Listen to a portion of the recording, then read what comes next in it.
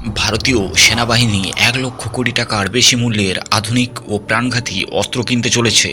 এই খবরটি সম্প্রতি প্রকাশিত হয়েছে এবং এর মাধ্যমে ভারত তার সামরিক শক্তিকে আরও মজবুত করতে চায়। চলুন এই বিষয়ে সহজ ভাষায় জেনে নিই কী অস্ত্র কেনা হচ্ছে, কেন এটা গুরুত্বপূর্ণ এবং এর পেছনের কারণ কী।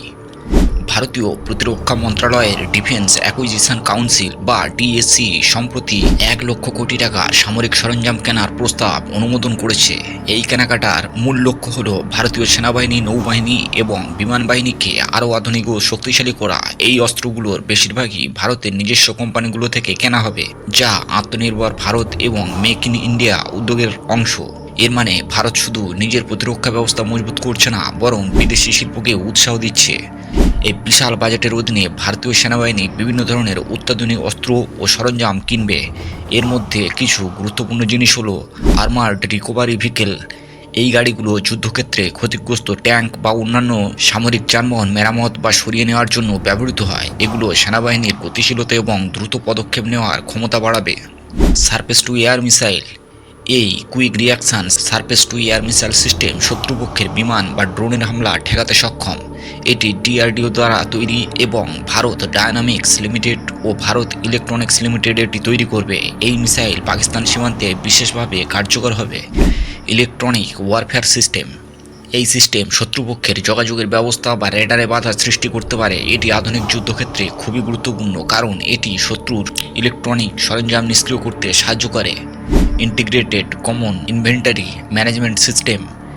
এই সিস্টেম তিনটি বাহিনী যথারীতি সেনা, নৌবাহিনী এবং বিমান বাহিনীর জন্য সরবরাহ ব্যবস্থাপনাকে আরও দক্ষ করবে। এর মাধ্যমে অস্ত্র, গোলাবারুদ এবং অন্যান্য সরঞ্জামের স্টক সহজে পরিচালনা করা যাবে।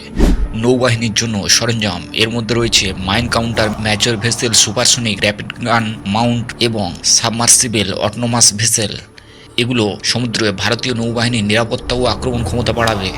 Future ready combat vehicle. এটি একটি অত্যাধুনিক ট্যাঙ্ক যা ভবিষ্যতের যুদ্ধের জন্য তৈরি। এটির ওজন হবে ৬০ টনেরও কম এবং এতে কৃত্রিম বুদ্ধিমত্তা বা এআই, ড্রোন সংযোগ এবং উন্নত ফায়ার পাওয়ার থাকবে। এটি ভারতের T-70 ট্যাঙ্কগুলোকে প্রতিস্থাপন করবে। Light combat helicopter. এই হেলিকপ্টারটি হিন্দুস্তান অ্যারোনটিক্স লিমিটেড দ্বারা তৈরি। এটি সম্প্রতি ৬২,০০০ কোটি টাকার ১৫৬টি কেনার জন্য অনুমোদন পেয়েছে। এটি ভারতের প্রথম দেশীয় কম্ব্যাট হেলিকপ্টার, যা যুদ্ধক্ষেত্রে গুরুত্বপূর্ণ ভূমিকা পালন করবে। ভারতের প্রতিবেশী দেশগুলোর সঙ্গে, বিশেষ করে চীন ও পাকিস্তানের সঙ্গে সীমান্ত উত্তেজনা দীর্ঘদিন ধরে চলেছে। ২০২০ সালে গালওয়ান সংঘর্ষের পর থেকে ভারত তার সামরিক শক্তি বাড়ানোর উপর জোর দিচ্ছে।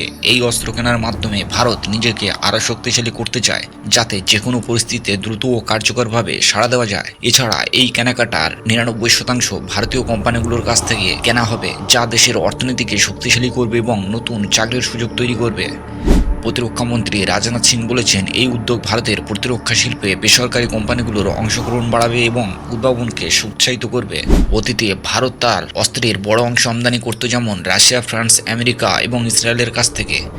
২০১৭ থেকে ২০২২ সালে ভারত ১,৯৩ লক্ষ কোটি টাকার অস্ত্র আমদানি করেছিল, কিন্তু এখন আত্মনির্ভর ভারত নীতির অধীনে ভারত নিজস্ব অস্ত্র উৎপাদনে জোর দিচ্ছে। ভারতের লক্ষ্য ২০২৫ সালের মধ্যে প্রতিরক্ষা উৎপাদন ১,৭৫ লক্ষ কোটি টাকায় এবং ২০২৯ সালের মধ্যে ৩ লক্ষ কোটি টাকায় নিয়ে যাওয়া। এই ১,০৫ লক্ষ কোটি টাকার অস্ত্র কেনার মাধ্যমে ভারতীয় সেনাবাহিনী আরও শক্তিশালী ও আধুনিক হবে। এটি শুধু সামরিক ক্ষমতা বাড়াবে না, বরং দেশের অর্থনীতি ও শিল্পের উন্নতিতেও সাহায্য করবে। মেক ইন ইন্ডিয়া এবং আত্মনির্ভর ভারত উদ্যোগের মাধ্যমে ভারত প্রমাণ করছে যে এটি নিজের শক্তিতে বিশ্বের শীর্ষস্থানীয় সামরিক শক্তিও হতে পারে।